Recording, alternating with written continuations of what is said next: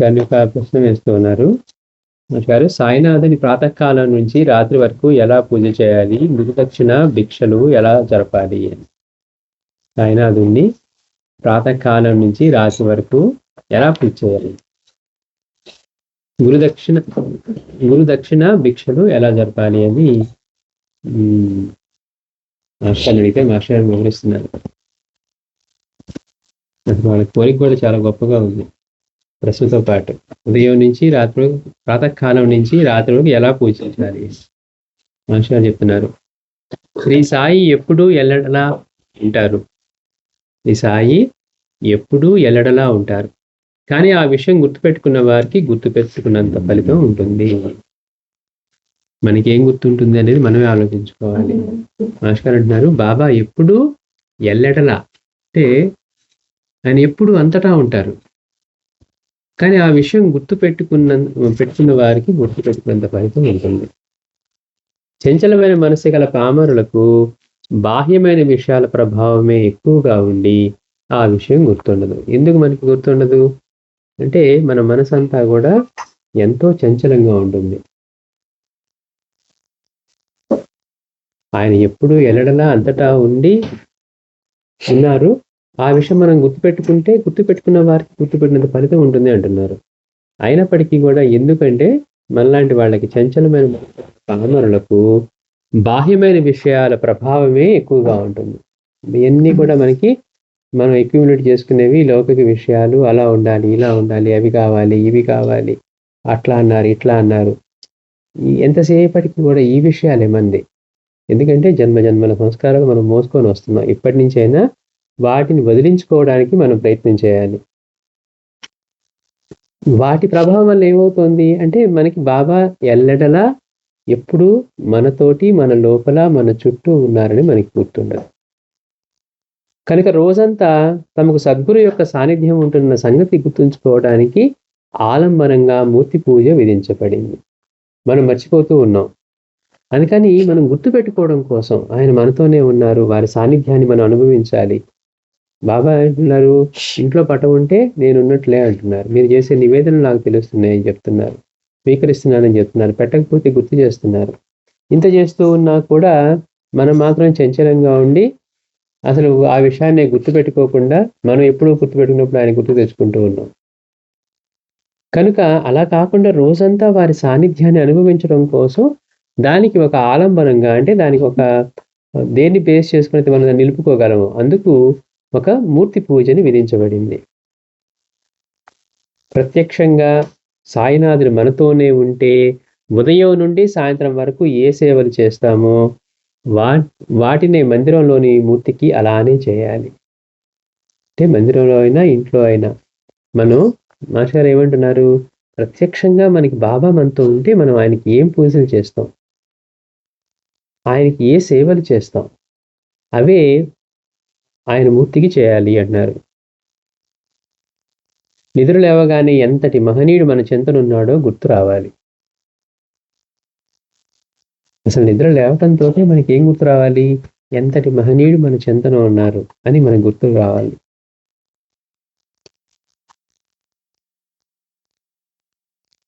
అదే ప్రాతస్మరణమైన ధ్యానము. లేవగానే ముందు ఆయన స్మరించాలి, ఎంతటి మహనీయుడు మనతో ఉన్నారో గుర్తుంచుకోవాలి. అదే ప్రాతస్మరణమైన ధ్యానం. తర్వాత సర్వము సిద్ధం చేసి నిత్యకృత్యానికి నిద్రలెమ్మని ప్రార్థించాలి. బాబాని నిద్రలెమ్మని ప్రార్థించాలి.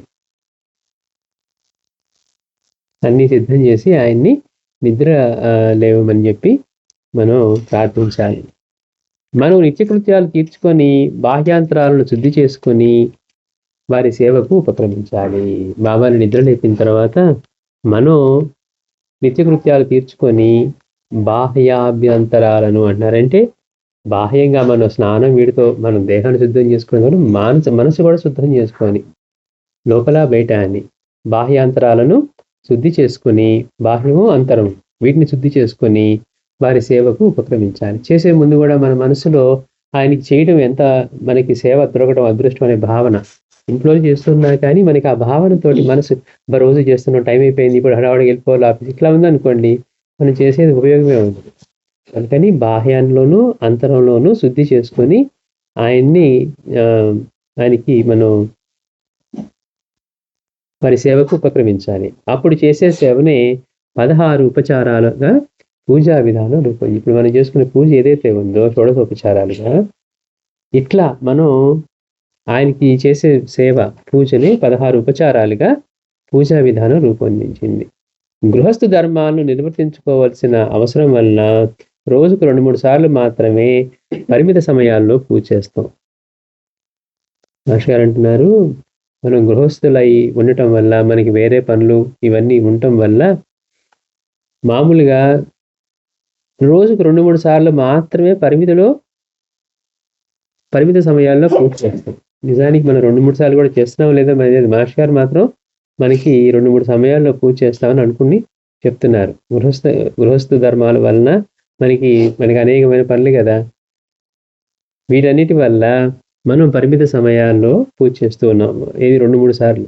కానీ పూజయే తన విధిగా గల అర్చకుడు కానీ లేక అవకాశం కలిగినప్పుడు మనం కానీ ఉదయం నుండి సాయంత్రం వరకు మనం చేసుకునే అన్నింటినీ వారికి ఆయా సమయాల్లో చేయాలి.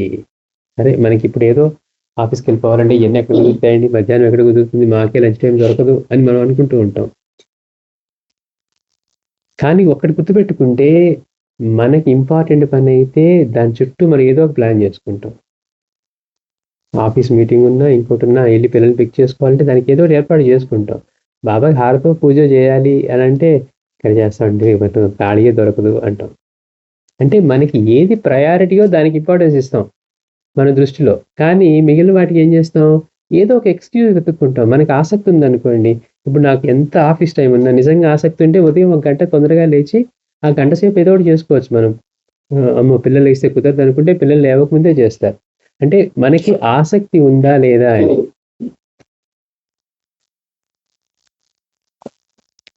ఇప్పుడు గుళ్ళో పూజారు అనుకోండి, మాస్టర్ అంటున్నారు అర్చకుడు ఉంటే ఎట్లా ఉండాలట, ఆయనకి జరిగే అన్ని సేవలు చేయాలట. అంతేగాని తొందరగా ఎప్పుడు 8 అవుతుందా తాళం వేసేద్దామా, లేకపోతే ఎవరు లేరు ఇవాళ ఏం పూజ చేస్తాం అంటే ఆయనకి ఏదో అవసరం అనుకోండి మనం ఏదో చేస్తున్నట్టుగా ఎంతసేపటికి ఆలోచన అలా ఉంటుంది. అలా కాకుండా అసలు ఆయనకి చూడండి, మామూలుగా అర్చకులకి ఏంటి, వాళ్ళకి ఎంతటి అవకాశం అంటే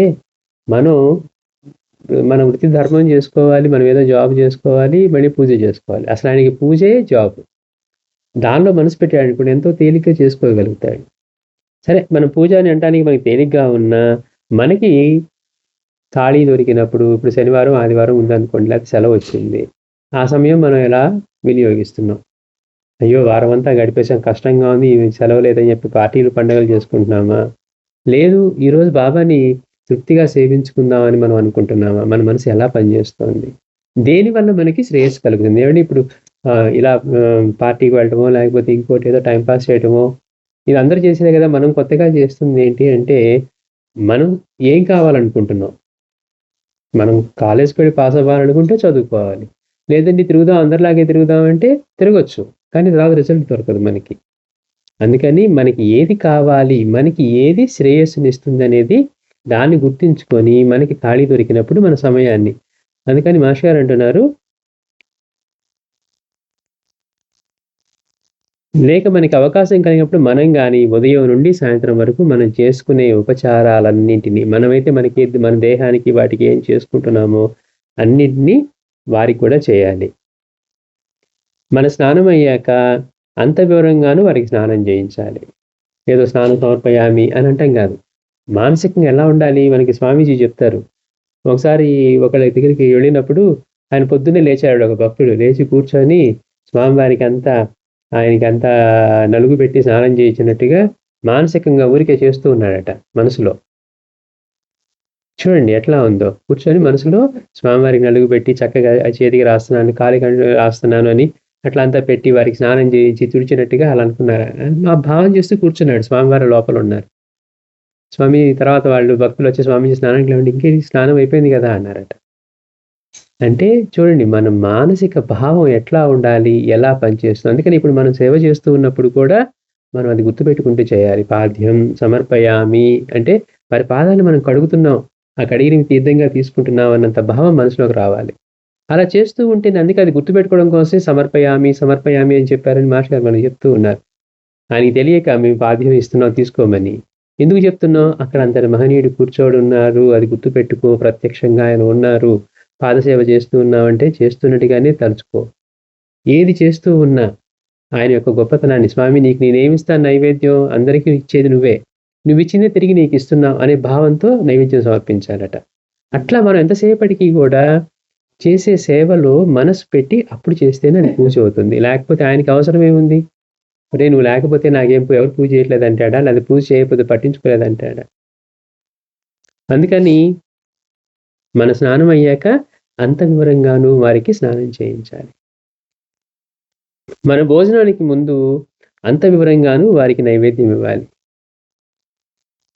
అంటే బాబాకి నైవేద్యం పెట్టేటప్పుడు కూడా ఏదో పెట్టేసాం బాబా అంటున్నామా అంటే మన సమయం.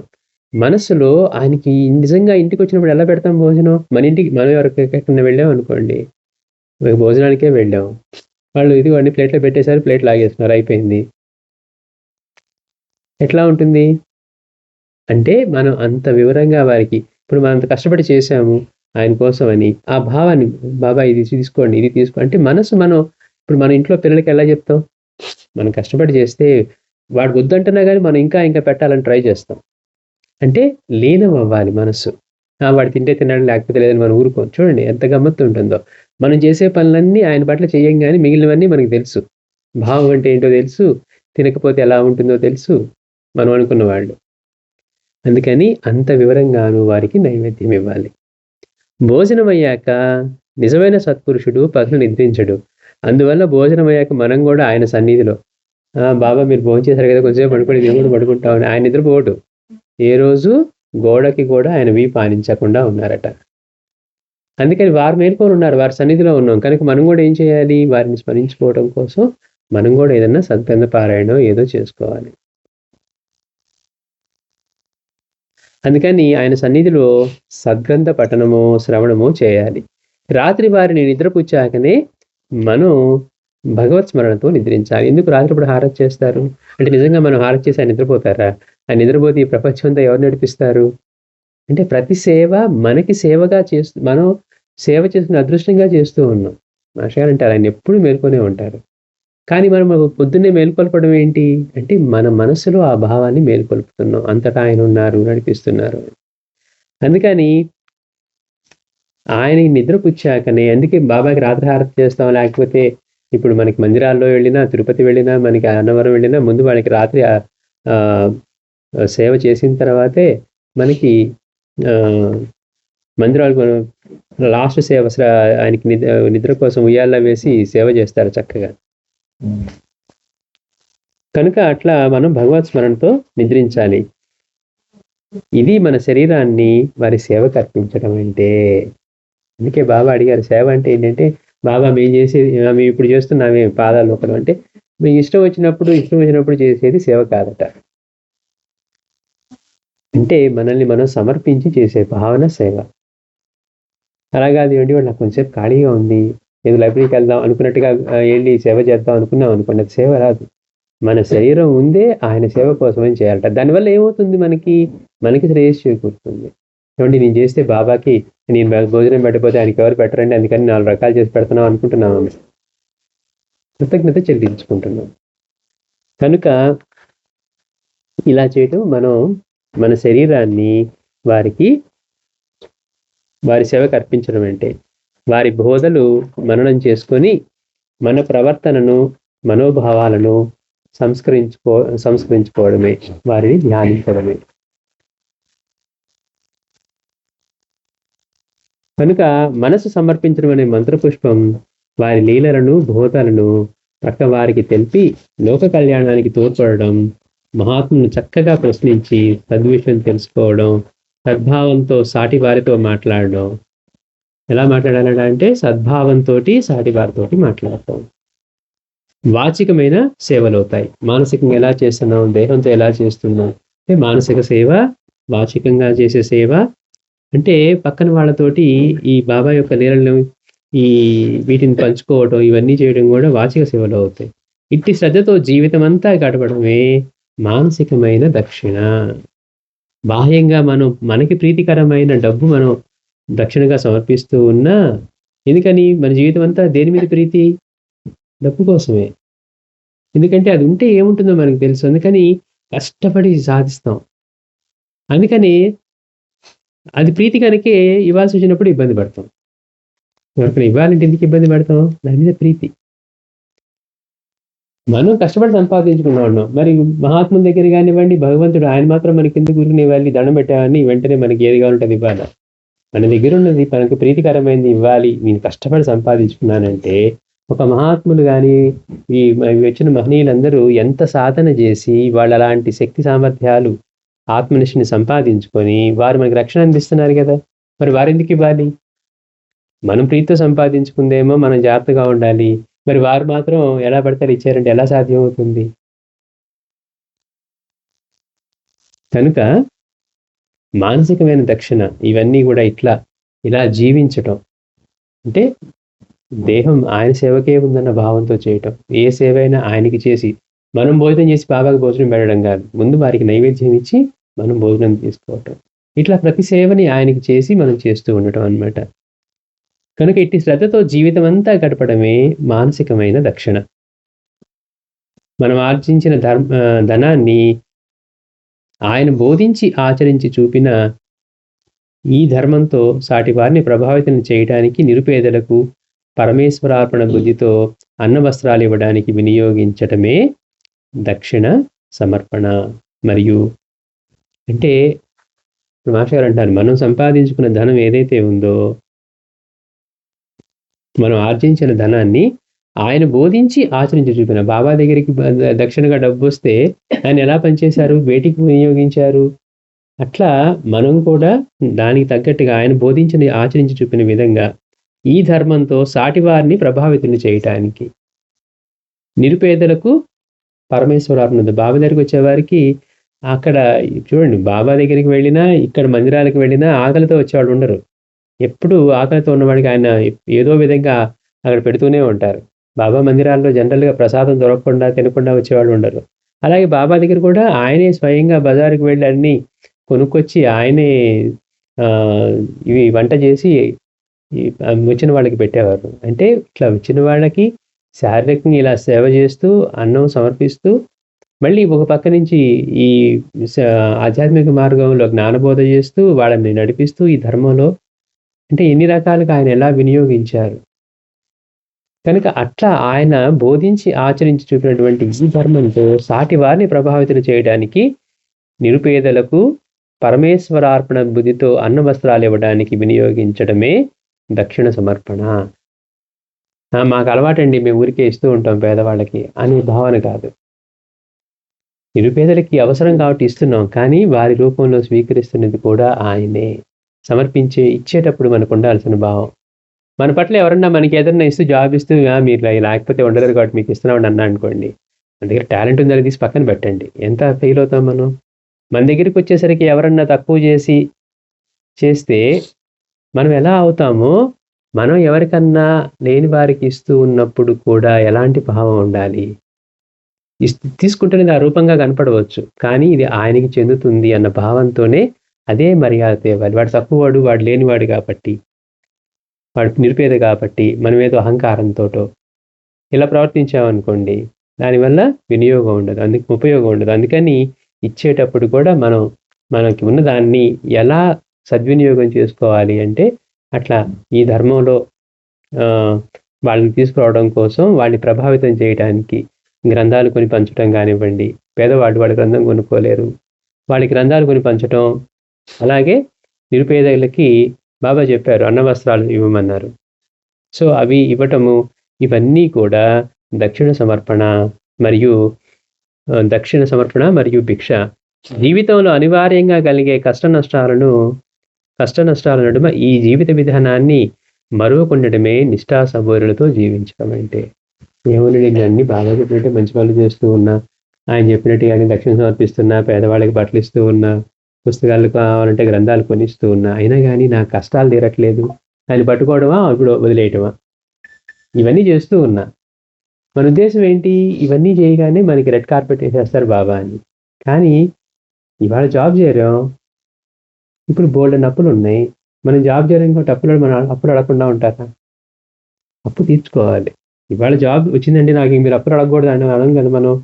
జాబ్ వచ్చిన తర్వాత అయినా అప్పులు కట్టుకుంటూ మనల్ని మనం మెయింటైన్ చేసుకుంటూ వెళ్ళాలి. అంటే ఇవాళ మనం బాబాని ఆశ్రయించి ఉన్నా కానీ అంతకుముందు మనం తెలిసి తెలియక అజ్ఞానంతో చేసినటువంటి తప్పుల యొక్క ఫలితం అనుభవిస్తూ ఉన్నప్పుడు ఇక నుంచి ఇలాంటి తప్పులు చేయకుండా బాబాని మనం ఆశ్రయించున్నాం. ఆయన చెప్పిన శ్రేయ మార్గాన్ని పట్టుకొని మనల్ని మనం ఉద్ధరించుకుంటున్నాము.